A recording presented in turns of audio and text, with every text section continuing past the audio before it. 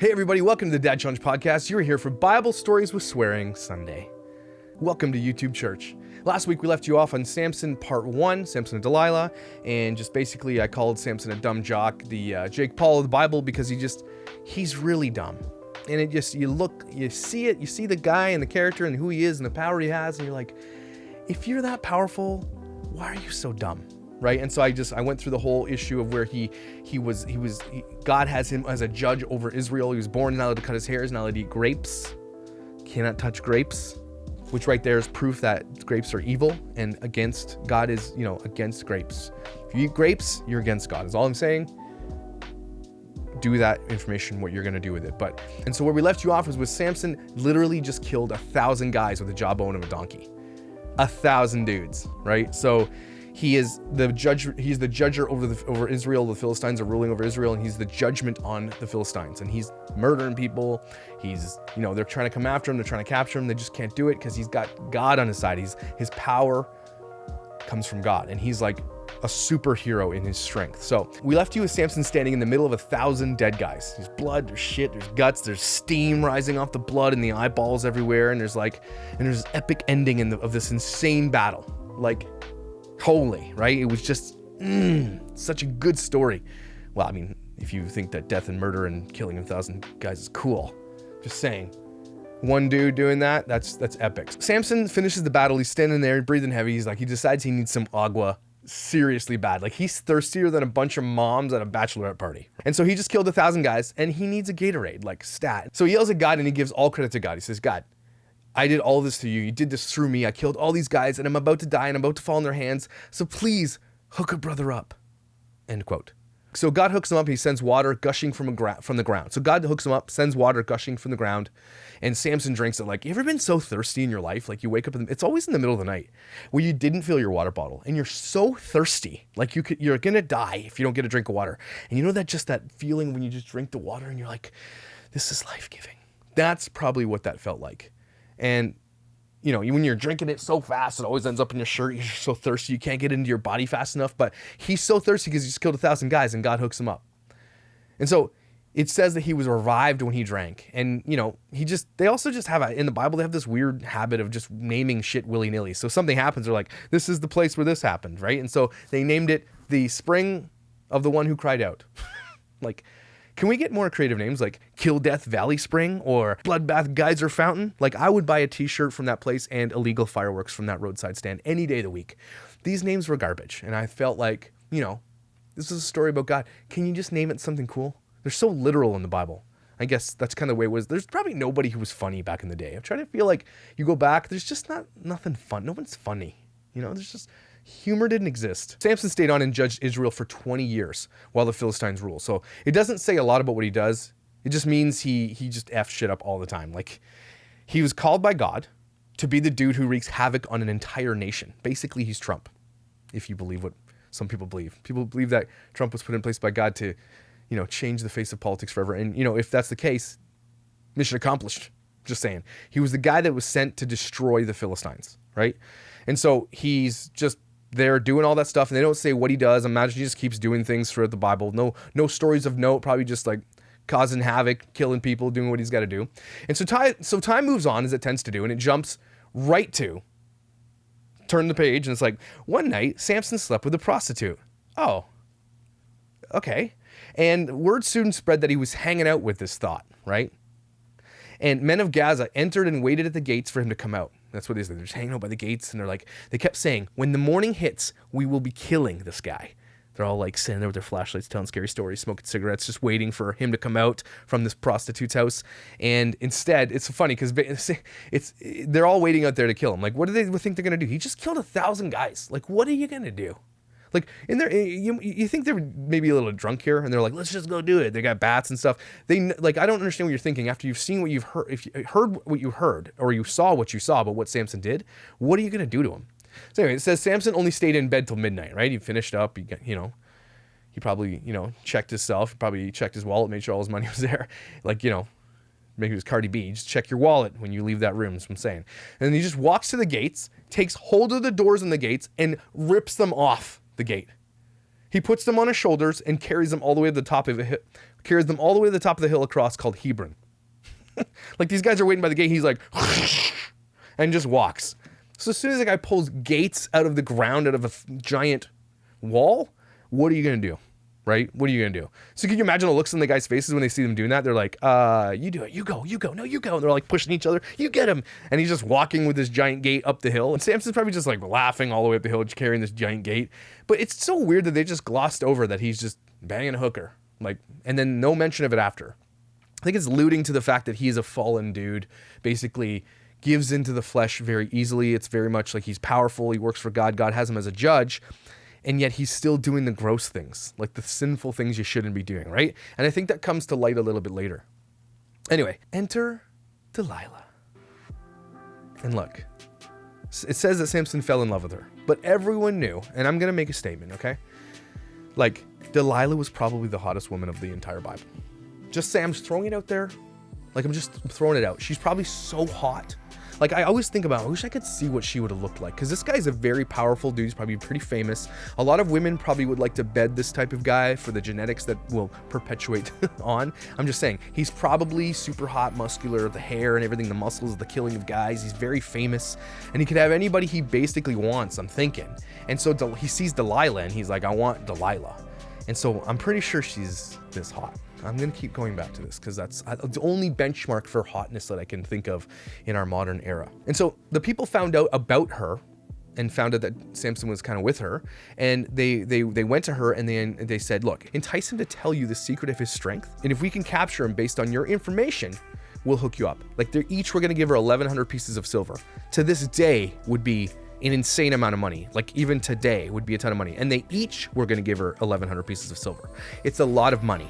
And clearly she values money over everything else. So it never says if she loves Samson. It was always just this relationship, this take relationship with Samson. So he found a woman he wanted and he took what he wanted. Is basically what it was. So she probably was just this piece of meat or felt like that and was like, I have nothing to lose. I'm going to be rich for turning this guy in. He's an a-hole anyway. So what do I have to lose, right? They super simplified this whole story past here. They just said, so Delilah said to Samson, please tell me what makes you so strong and what it would take to tie you up securely.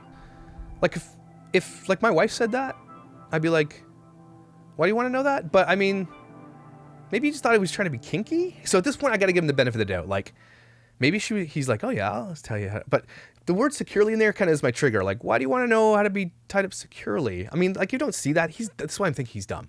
But like, why do you want to know that? But I mean, the power of boobs. Am I right? Like, that's all I can say. That's just, she must have been like, right? So I'm not entirely sure Samson is seeing through it, but he makes some crap up about if you tie me up with 7 new bowstrings that have not yet been dried, then I would become as weak as James Stauffer, is what he says, I think, right in the Bible there, verse 7. And he obviously is lying because, I don't know if you know this or not, and I think we sort of alluded to this point. They don't say it much in this whole story at all, but his power comes from his hair, his locks, his flowing, right? Maybe it's God's power flowing through you, or maybe it's Maybelline. I'm just saying, his power comes from his hair, and that he's not allowed to eat grapes, everybody. Grapes and hair. That's this whole story. And so that's why it's so weird that he does have a kryptonite, right? There's something that will take it out, and where I think God put on this parameter in place that says, look, don't do this thing, because that's basically all. Basically, God had really low standards for Samson. Don't cut your hair, don't eat grapes, but you can bang hookers. It doesn't make, it's really hard to square that as far as I'm concerned. Anyway, but he's straight up lying because he wants to get laid. So the Philistines,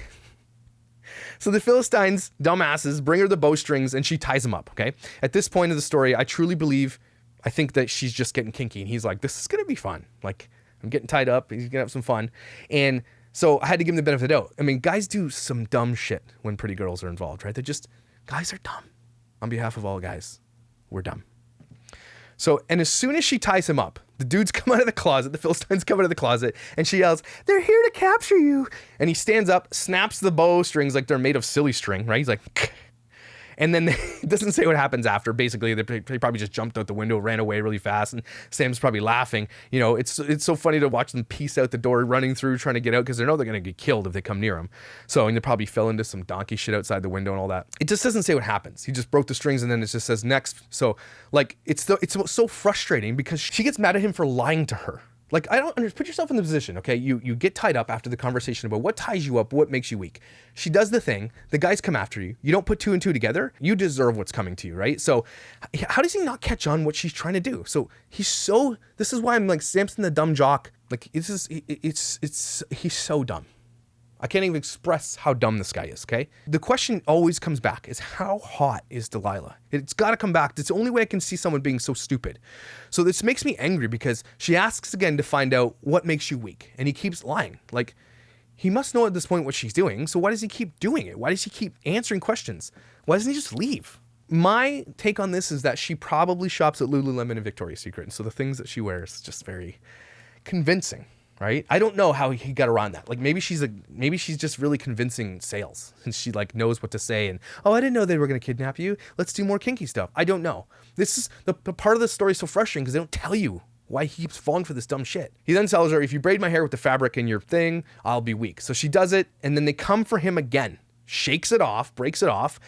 And then this time in the story, I'm like, bruh, she's probably not the one for you, man. She's just Tinder lied. You should have just kept swiping her. I don't know, Tinder, whatever. Just, you should have kept going. Then it goes on to say that she nagged him and said, how can you say you love me if you won't tell me your secrets? Even though he knows at this point, he's got to know that she's trying to have him killed. And she's still saying this. This guy is so dumb. And so she nags and nags and nags and nags. And then he confesses. He's like, if you cut my hair, I will be as a normal man. And so, spoiler alert, she cuts his hair. Like, while he's sleeping in her lap, she cuts his hair. And so if you're this dumb, though, let's be real, you deserve it. You deserve everything coming to you. So let's not forget, though, all of this, no matter how dumb you feel and how frustrated you get at this is God's plan. God has a plan in all of this. So don't forget that. So she cuts his hair, and just like that, Philistines come back. They see he's weak. They grab him, they tie him down. They gouge out his eyeballs, and they tie him up. They say, thanks, Delilah, throw her all the cash. And I'm like, whew, Delilah, that's a cold witch. Like, Delilah, and then you don't hear nothing about Delilah for the rest of the story. She just plays this part to tear him down, which is probably part of God's plan, but at the same time, you're so frustrated because how dumb can you be? When you see people doing dumb stuff, you watch like Big Brother and all these shows where you see someone going like, or a horror flick, where you're like, don't go upstairs, you idiot. But they're going upstairs, and you're just thinking to yourself, don't. That's the story. You're watching him fall into this, and you're frustrated because how can you not see it? So they take him to Gaza and bind him with bronze chains and force him to grind grain as a prison slave. Like, he just becomes a slave, grinding grain on those big mills where he's pushing a big mill. And again, he doesn't have the same power anymore because his hair is gone, right? And so, but here's the thing: these douche canoes are so stupid.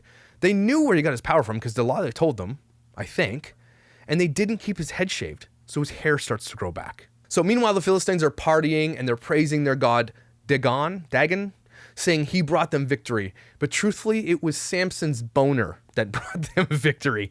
His own need to bed women and finding all the wrong ones. Like, it's just, he led from his loins. Everything was about him yes, he was the judge over Israel. Yes, he did all these things. He was powerful. But I think his weakness was obviously gifts of flesh. He just could not keep it in his loincloth. He couldn't do it. And he was just so stupid, and he was so blinded by lust that he couldn't see these people trying to bring him down. And so he was, like a lot of dudes, brought down by his own wiener. They start partying, getting hammered on Budweiser and light beer, probably because they're Philistines, right? And they get cocky, and they start saying, we should bring him up from the prison and to amuse us. And we can spit on him, we can throw rocks on him, we can beat him and laugh at him, and they're all partying, drunk, debauchery. And so he was brought up to this party that they were having, right? This massive party. And they leaned him against the pillars that were holding up the roof. Like in the old, you gotta think the old times, right? See, these giant pillars would hold up these massive buildings, right? And obviously you can guess what happens. So it says, and by this time, it doesn't say how long time's passed, but long enough that his hair has grown back, right? So he's been a slave for a long time, and they must have been partying for months and months and months because they are just partying about capturing this guy. They're so happy. This is what the Bible says here. It says, Samson asked the person that brings him up to the pillars. He says, place my hands against the pillars that hold up the temple. I want to rest against them, right? And now the temple was completely filled with people. All the Philistine rulers were there, and there were about 3,000 men and women on the roof who were watching Samson amuse them. I don't know what he was doing to amuse them. They were probably, again, throwing stuff at him or kicking him in the nuts or whatever. And you got to imagine this place was huge. This was like a pantheon. It was a massive, giant place where everybody was gathering for this party. Just open, huge, right? And the Philistine rulers were there. And 3,000 men and women on the roof were watching as Samson amused them. And full of thousands of people. So if there are 3,000 on the roof, inside was multiples of thousands. You have to imagine that these are all the big wigs and politicians, singers and actors, and everyone who was in power, plus 3,000 on the roof, watching this all go down. They're all partying. They're all drunk. They're all in this thing. They're all the people that are influencers in the culture. They're probably some of the most powerful people in Israel, in Gaza, in Philistine, just all in one place at once, like on purpose, right? And so they were in party mode because they caught the guy who tore them apart for 20 years, and they're just partying. They didn't see what was happening. And then shit went down again. Samson prayed to the Lord, "Sovereign Lord, remember me again. Oh God, please strengthen me just one more time. With one blow, let me pay back the Philistines for the loss of my 2 eyes." Then Samson put his hands on the 2 center pillars that held up the temple. Pushing against them with both hands, he prayed, "Let me die with the Philistines." And the temple crashed down on the Philistine rulers and all the people. So he killed more people when he died than he had during his entire lifetime. How poetic. Like, just kills himself with everybody, tears down this massive temple, kills everybody inside, all the movers and shakers of the time, all the people on the roof, everybody making fun of him in one just crushing movement. Boom! The whole place dies. And so that's like literally the biggest biblical clapback you will ever see. It's like payback.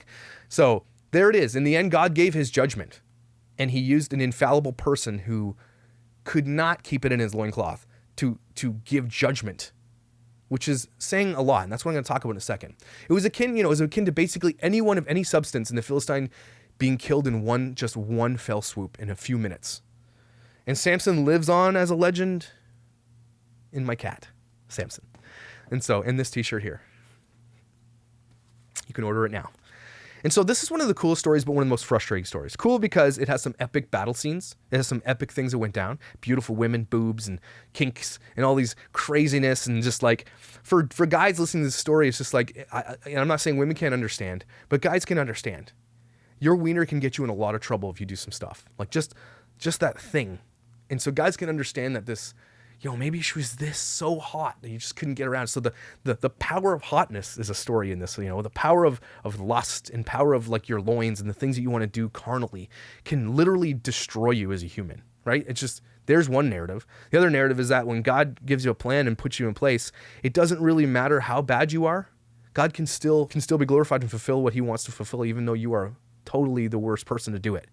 David, a lot of people, everybody that God uses as superior is just flawed, massively flawed, has a lot going on in their life. And I keep coming back to that. I feel like this is a narrative of all these big stories, is that God uses the most flawed, right? There's nobody that's like rich and powerful and everything well, except Moses. We'll talk about that a little bit, but like that comes from like, they always come from this place of like, God is trying to tell you that no matter what you do, how bad you are, I've used those people in the past to do the amazing things.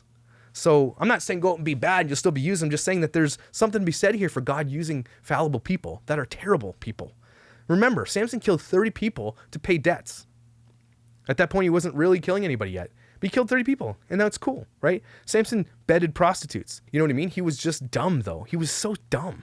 He had all this power and ability to do whatever he wanted, and he gave it all up for some things. The one thing that drew me to this one is the epic battle scenes. The things that went down, the craziness he did, tearing apart a lion, killing 1,000 guys with the jawbone of a donkey, putting all these foxes and lighting things on fire and running through and just killing people, just tearing down gates off things and just going. And then at the end, crushing these pillars, these massive pillars, and the whole thing comes down and everybody just in one fell swoop, biblically and poetically kills everybody. Like, the Bible is full of insane death. It's so sometimes hard to be like, why? Like, the Philistines were bad for what reason? Because Israel was the promised land for the Jews, right? And Philistines were enslaving them and doing bad things and all that stuff. And it says a lot to the state of the world we are. I don't think that there's a lot of people enslaving a lot of people in the world that we don't see, that we don't talk about, right? You can talk about politics all you want about America and Canada, all these places, but there are actually countries who enslave people, and we don't talk about it enough. And so we're in a world right now that has never not happened.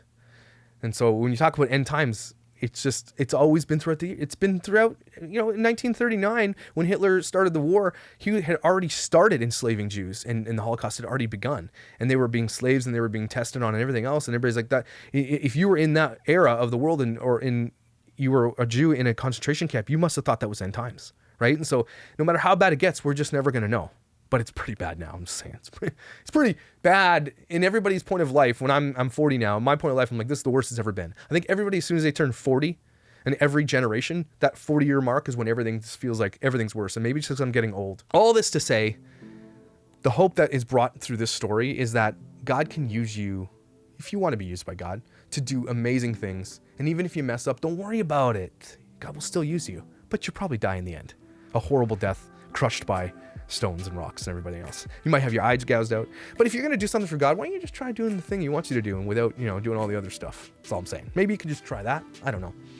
But if you like this story, and if you like your Bible stories with a little bit of swearing, thanks for sticking around for this thing. I really appreciate it. Samson's story is my favorite just because it's so epic. It's just so good. It's just, or sex and fighting and like epic payback, and like everybody loves a good payback story. So this was the ultimate payback story, by the way. Like, it took his eyes, and so he took out the entire city.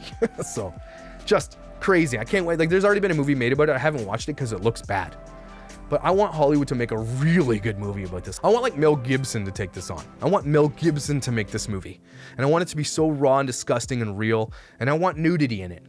Okay, I want this to be real. I want swearing. I want it all. I want the rawness of it all. I want it to come out, because the one that's out there now is like, it's me. I haven't seen it, and I watched the fight scene. I was like, oh, I'm just saying this could be done really well. That's all I'm saying. That's all I'm asking. Mel Gibson, if you're hearing this, please, I'd love to see you create this movie. Anyway, stay tuned next week for another Bible story. I don't know what I'm going to do yet. I have no idea. And stay tuned for tonight. I'm getting on live. We're talking about some stuff, with some things and YouTube and all that stuff. Don't forget to go buy the Samson t-shirt in the Teespring below. I'm leaving the link as a pinned comment. That one is out finally. It's going to be cool. It looks cool. I think it looks cool. I don't know. I think it looks cool. Go have a look at it and buy that for anybody, or just put it on your wall as a reminder of the story that God can use you, even if you're a dumbass who can't keep it in your pants. Thanks for listening. I hope you have a wonderful week. I hope your Sunday continues to be nice, and that the fall weather just encompasses you and makes you feel great. You're amazing. You can do great things, even if you don't think you can. You can. Okay? I hope that you get that, and I will see you next week.